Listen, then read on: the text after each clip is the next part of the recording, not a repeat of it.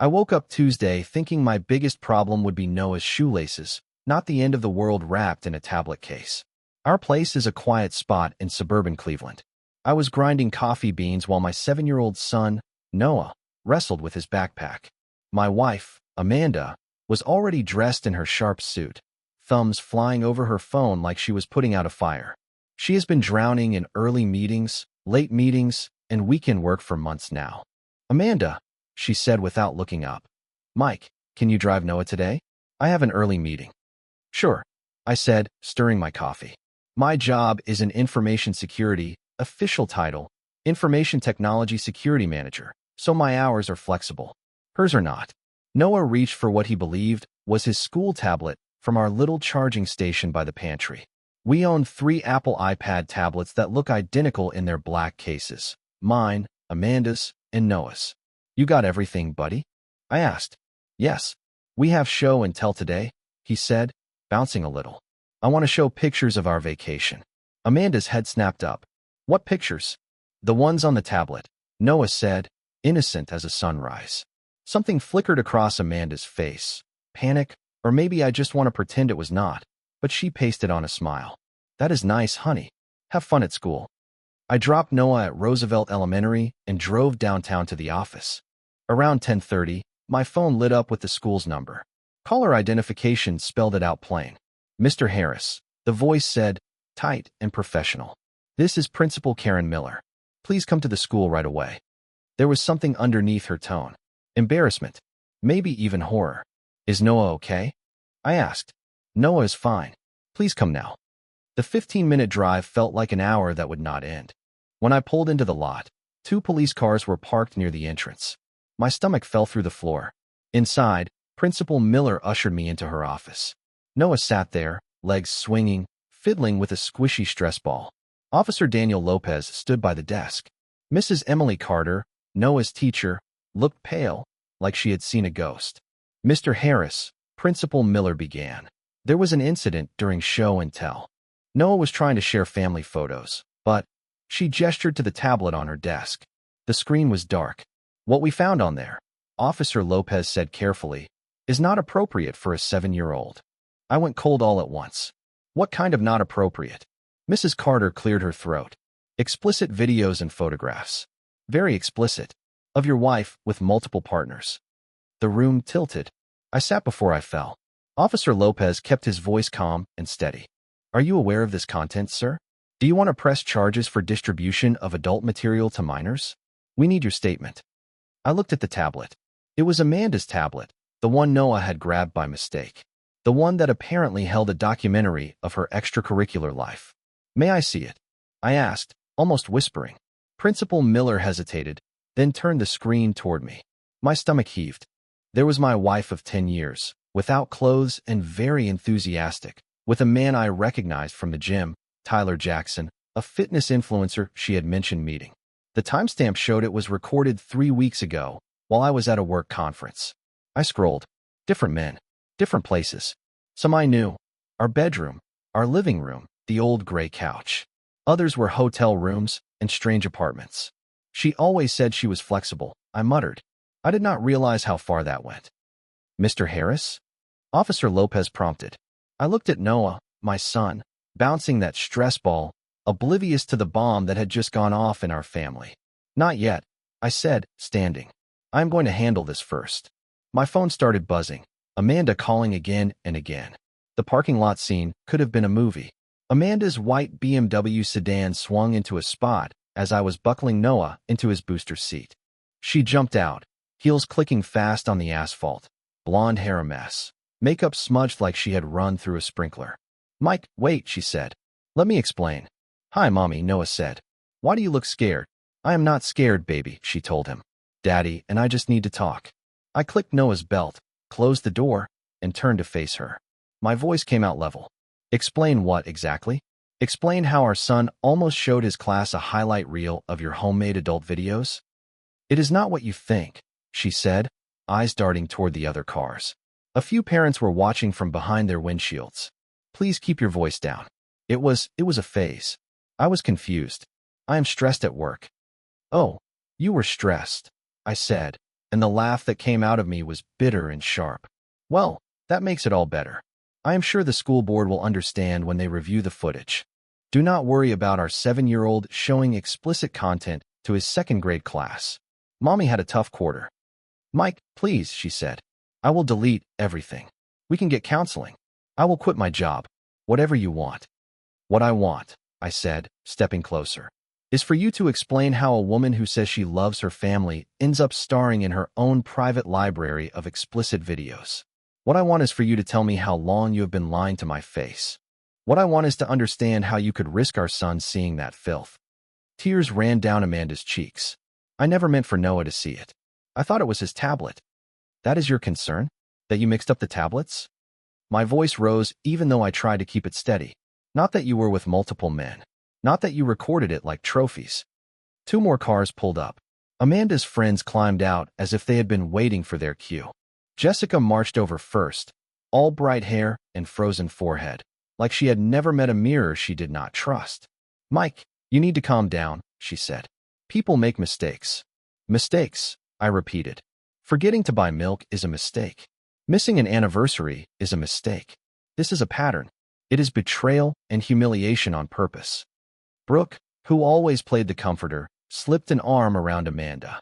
You do not understand the pressure women are under now. Amanda was exploring her desires.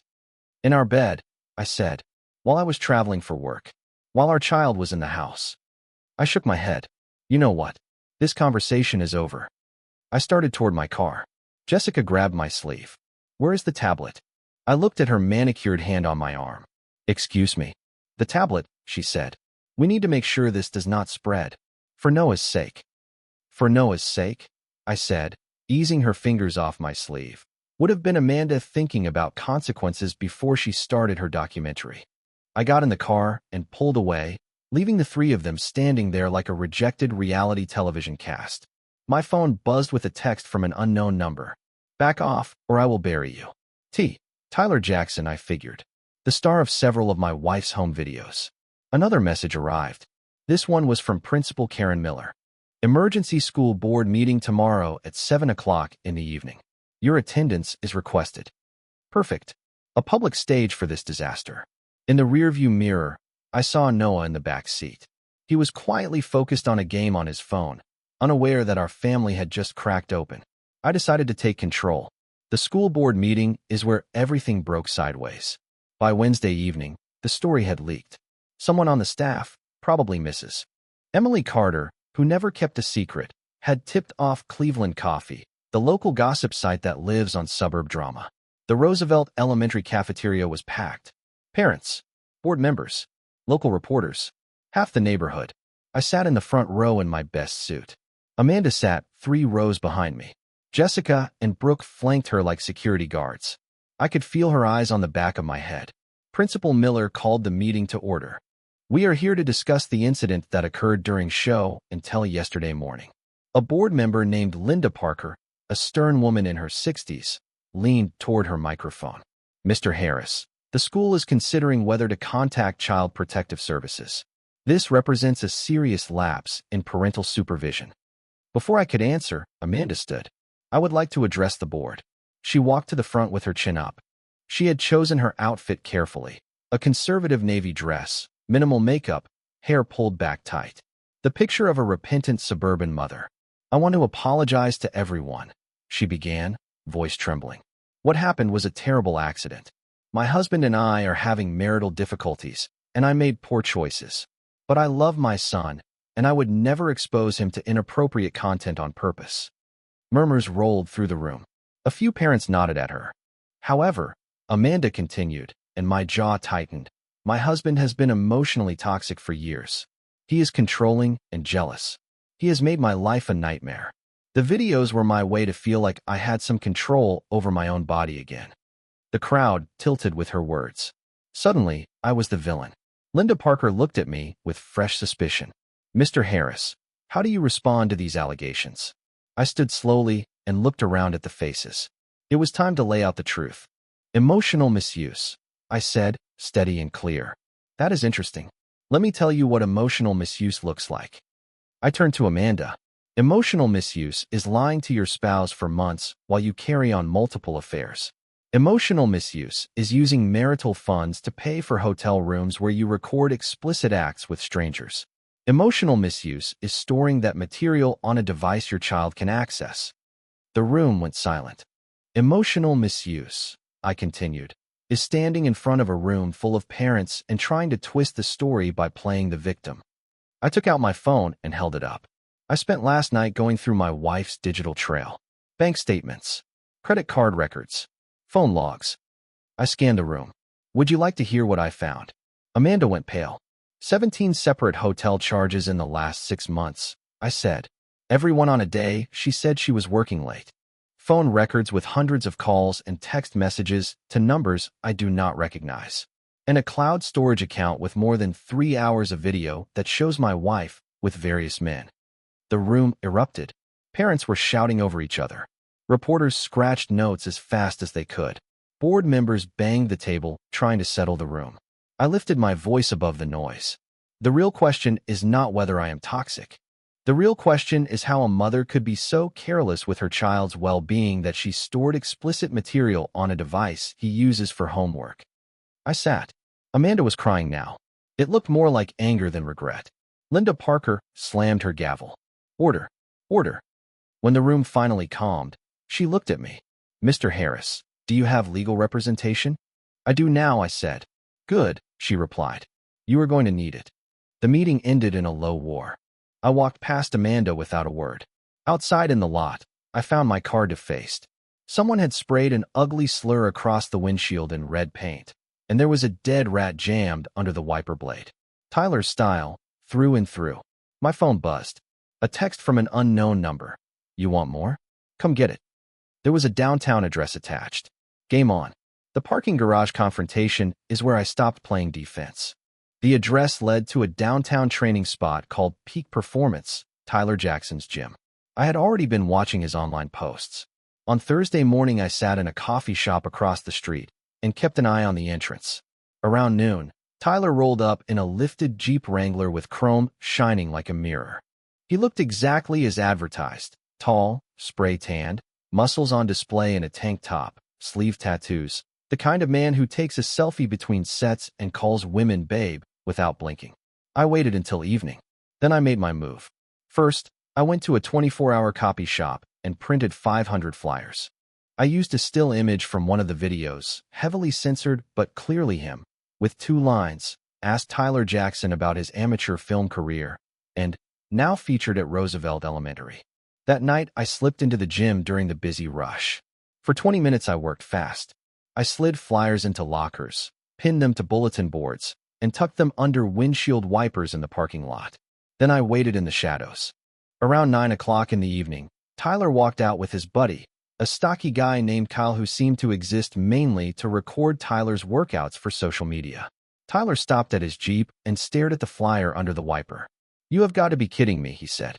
I stepped from behind a concrete pillar. Evening, Tyler. Good night for a talk. He turned, and I got my first close look. Up close, he looked even more manufactured.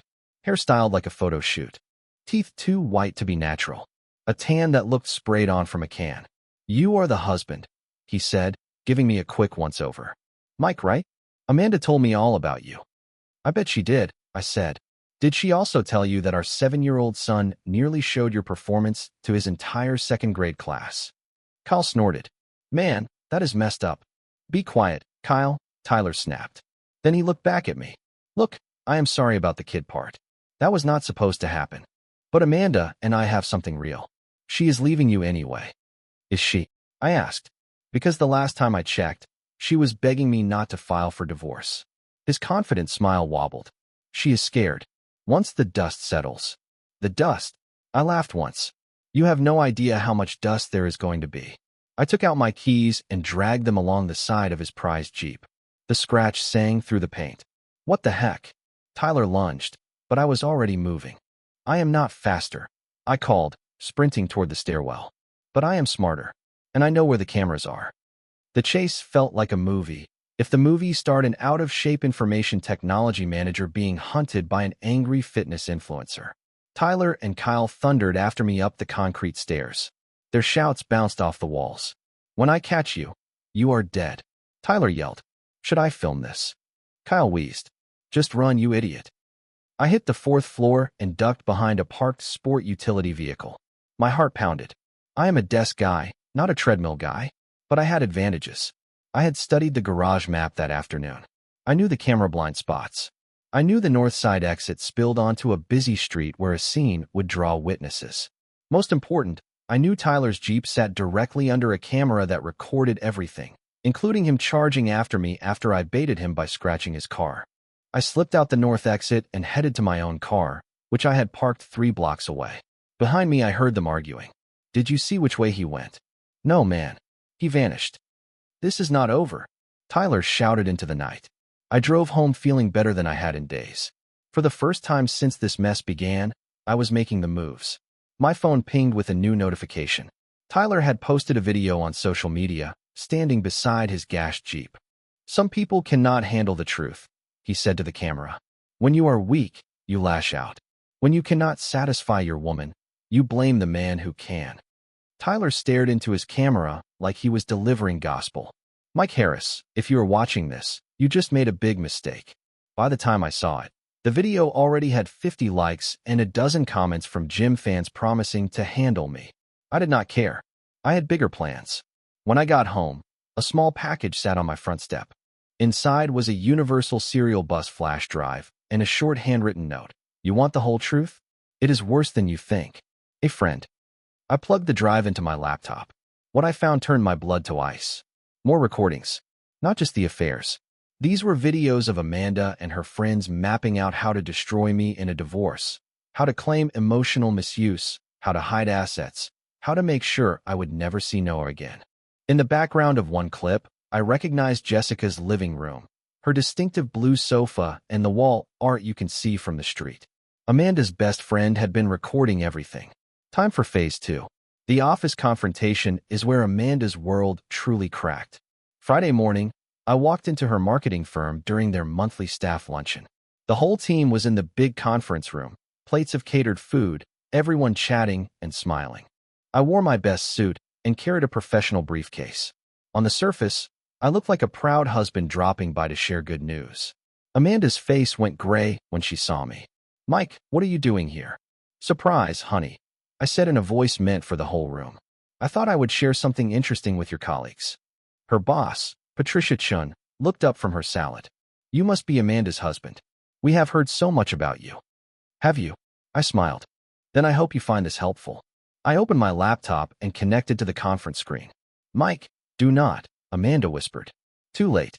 I played an audio clip from Jessica's living room, the recording where Amanda and her friends mapped out their plan. Amanda's voice filled the room. "The key is to establish a pattern of emotional misuse." "Mike is too nice." "That is actually perfect because nobody expects the nice ones to push back. We document everything and make him look controlling and unstable. Then I get full custody and half his assets." The room froze. Forks hovered. Nobody moved.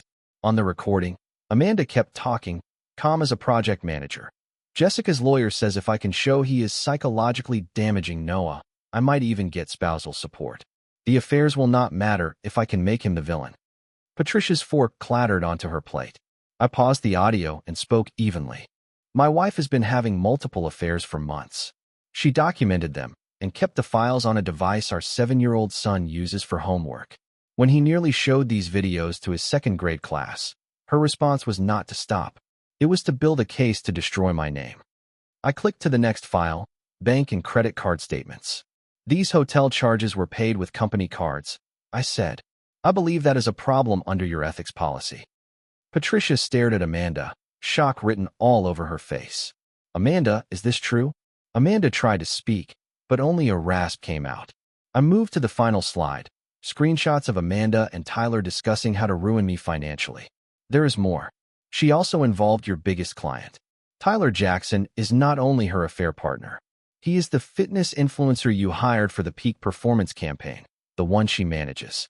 I wonder how the client will feel when they find out their spokesperson has been starring in amateur explicit videos with their account manager. Patricia stood so fast her chair bumped the wall. "Amanda, come to my office. Now." One more thing, I said, closing the laptop. Several news outlets reached out for comment. The story is spreading on social media. Something like suburban mother's intimate video shown to elementary school class. It is catchy, do you not think? Amanda found her voice. You are a monster. You are destroying everything. No, I said calmly, slipping my laptop into the briefcase. You destroyed everything. I am making sure the truth is known. I walked out. Behind me, Patricia's voice rose like a siren. Are you out of your mind? Do you understand what you have done to this company's reputation? That evening, my neighbor, Mrs. Lee, sent a text message. I saw the news. That woman never deserved you. Would you like some soup? Mrs. Lee is 78 years old and follows neighborhood drama the way some folks follow baseball. I was thinking about the soup when a commotion started outside. Through the window, I saw Tyler's Jeep in front of my house, and Tyler himself on my lawn, shouting, "Come out here, Mike. Let us settle this like men." I opened my front door and stepped onto the porch. Half the block was already peeking through their curtains. When you are weak, you lash out. When you cannot satisfy your woman, you blame the man who can. Tyler stared into his phone like he was preaching. Mike Harris, if you are watching this, you just made a big mistake. By the time I saw it, the clip had about 50 likes and a dozen comments from gym fans offering to take care of me. I did not lose sleep over it. I had a bigger play in mind. When I got home, a small box sat on my porch. Inside was a flash drive and a note in block letters. You want the whole truth? It is worse than you think. A friend. I plugged it into my laptop. What I saw froze me. More files. Not just affairs. These were recordings of Amanda and her friends planning how to wreck me in a divorce, how to claim emotional misuse, how to move money, how to make sure I would never see Noah again. In one video, I recognized Jessica's living room by the blue couch and the framed print above it. Amanda's best friend had been recording the meetings. Time for phase 2. Friday came with clear skies and an opportunity. At lunchtime, I walked into Amanda's marketing firm during their monthly catered gathering in the big conference room. I wore my best suit, carried a clean briefcase, and kept a calm smile. To any stranger, I looked like a proud husband dropping by. Amanda saw me and went pale. Mike, why are you here? Surprise, I said, loud enough for the room. I wanted to share something with your team. Her boss, Patricia Chun, set down her fork. You must be Amanda's husband. We have heard a lot about you. I hope this helps fill in the rest, I said. I connected my laptop to the room display. Amanda whispered, do not. But the first audio file was already rolling. It was the meeting at Jessica's place. The key is to build a pattern of emotional misuse. Amanda's voice said, steady and cold. Mike is too nice. That works for us. People do not expect a nice guy to push back. We document everything. We make him look controlling and unstable. Then I get full custody and half of his assets. Utensils went still. Nobody spoke. On the recording, Amanda kept going. Jessica's lawyer says if I can show he is harming Noah emotionally, I could get spousal support too. The affairs will not matter if I make him the villain. Patricia's fork clattered onto porcelain. I paused the audio. My wife has been having affairs for months. She stored the recordings on a device our 7-year-old uses for homework. When he almost showed them to his class, she decided to frame me as the problem. I clicked to bank statements. These hotel stays were paid with company cards, I said. That seems out of policy. Patricia stared at Amanda. Is this true? Amanda tried to speak. Only a rough breath came out. I moved to screenshots of messages between Amanda and Tyler. She also involved your headline client. Tyler Jackson is not just an affair partner. He is the face of the peak performance campaign that Amanda manages. I wonder how that client will feel when they learn their spokesperson has been starring in amateur videos with their account manager. Patricia stood so fast her chair bumped the wall. Amanda, come with me. Now. One last note, I said, packing up. A few news outlets are asking for comment. The story is spreading online. The headline writes itself. You are destroying everything, Amanda said. No, I said, calm and tired. You did that. I am making the truth public. That evening, my neighbor, Mrs. Lee, texted me. I saw the news. She never deserved you. Would you like soup? Mrs. Lee is 78 years old and follows neighborhood news like some people follow baseball. I was thinking about soup when I heard shouting outside. Tyler's Jeep idled in front of my house. He stood on my lawn, pacing. Problem, Mike, he yelled. You cost me 3 sponsorship deals today. 3. Do you know how much money that is? Probably less than what you will lose when peak performance drops you tomorrow, I called back. Brands do not love seeing their ambassadors in explicit material. It is not very family-friendly. This is not over, he said. Actually, I said, holding up my phone. It kind of is. I showed him the screen. I had started a new social media account and was live streaming our exchange. We already had 200 viewers. Say hello to the internet, Tyler. Folks are very interested in your story. His face darkened. You are streaming this. All of it, I said. Your threats. Your admission that you have been with a married woman. Your anger about losing deals instead of caring about a 7-year-old who got caught in the blast zone. It is live. The viewer count ticked up fast. Someone in the chat recognized him and shared the link. I raised an eyebrow. You want to keep talking? Because this is very compelling content. He looked at the neighbors peeking from their porches, then at my phone, then back at me. He did not say another word. He got into his Jeep and drove away. The stream ended with more than 1,500 viewers and a flood of comments, most of them on my side and roasting Tyler. But I was not done. Saturday brought the Cleveland Community Days Festival at Riverside Park. It was perfect. Big crowd, live music, food trucks, a main stage with a strong sound system. I had spent Friday night on the phone. My friend Greg from work knew the organizers. Mrs. Lee knew the head of the neighborhood association. Even Principal Karen Miller, after I explained the plan, agreed to help with a small favor. This is either brilliant or insane, Greg said as we tested a wireless microphone. Why not both? I said. I sent careful messages to Amanda and Tyler, asking them to meet me at the festival to talk things through and keep it civil. I promised to stop posting and to delete all the files if we could settle it like adults. They took the bait. Amanda arrived first. She looked worn out. She had been fired the day before, and you could see it. Hair not quite right. Makeup rushed. Mike, thank you for being reasonable, she said as she walked up to the picnic table. We can fix this. Counseling. Whatever it takes. Maybe, I said. But first, I have questions. Tyler showed up a few minutes later, swaggering in with a tank top and expensive sunglasses. People recognized him and started snapping pictures. All right, he said, dropping into a seat. What do you want? I want the truth, I said.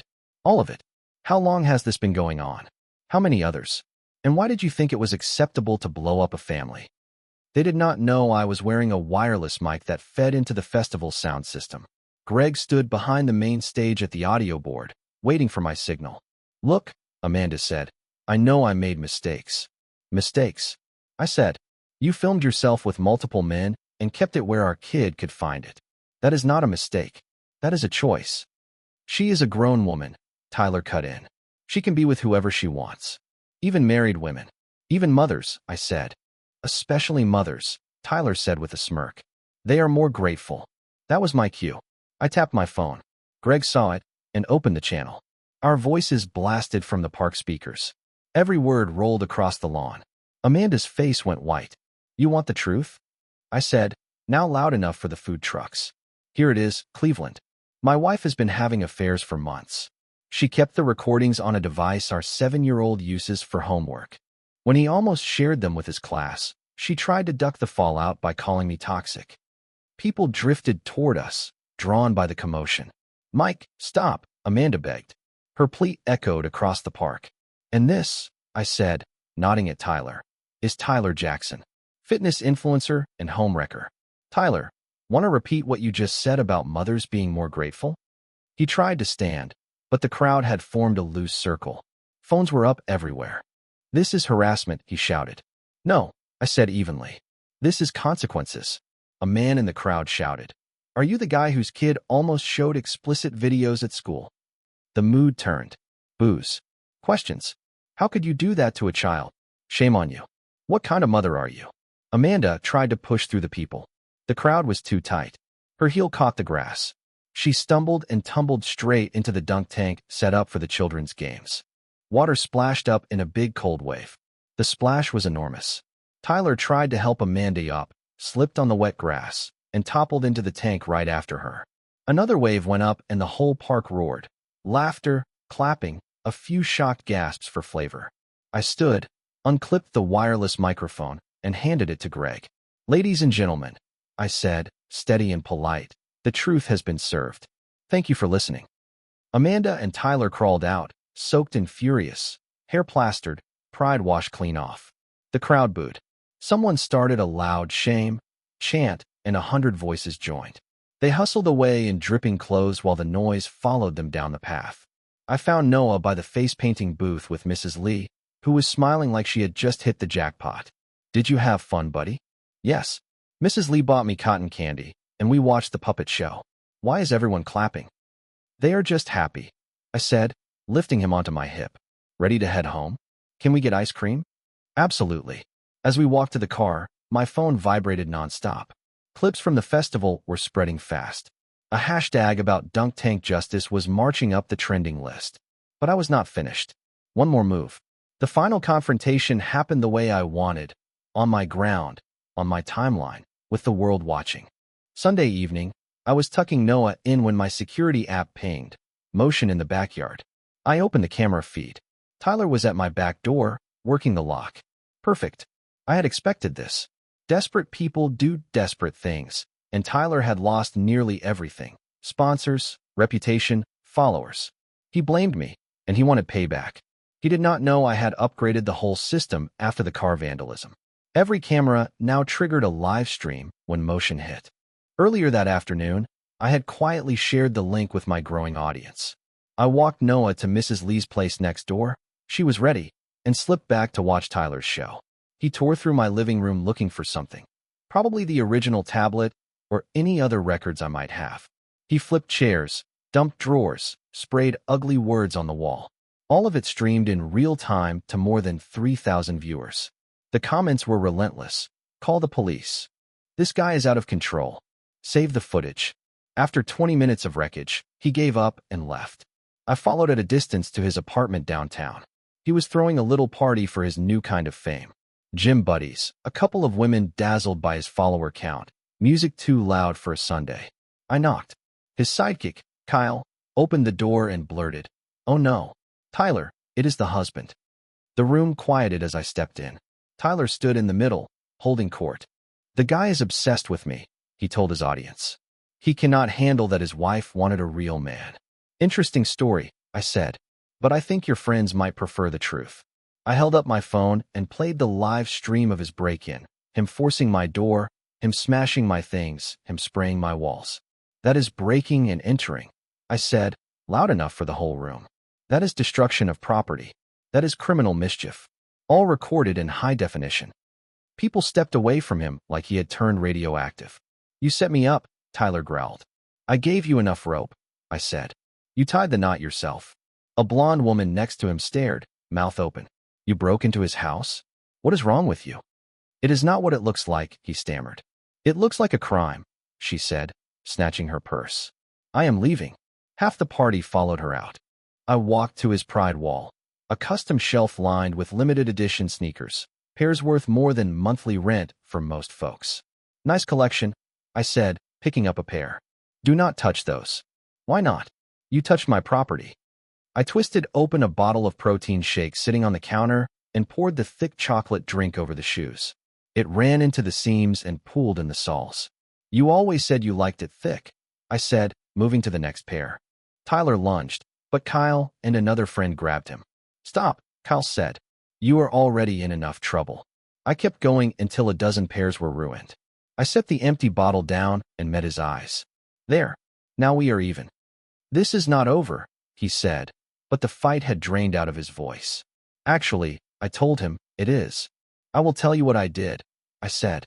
"While you were busy committing crimes in my house, I was sending the footage to the police, to your landlord, to the sponsors you have left, and to the probation office you will be dealing with after your conviction." His face drained. "What probation officer?" "The one you will meet when a judge sentences you for breaking and entering," I said. "In the state of Ohio, that is a second-degree felony.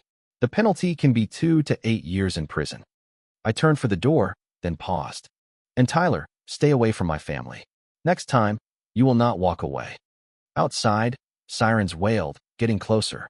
I drove home and found Detective Malik waiting in my driveway. "Mr. Harris," he said, "we received your report about the break-in. We will need a statement." Of course, I said.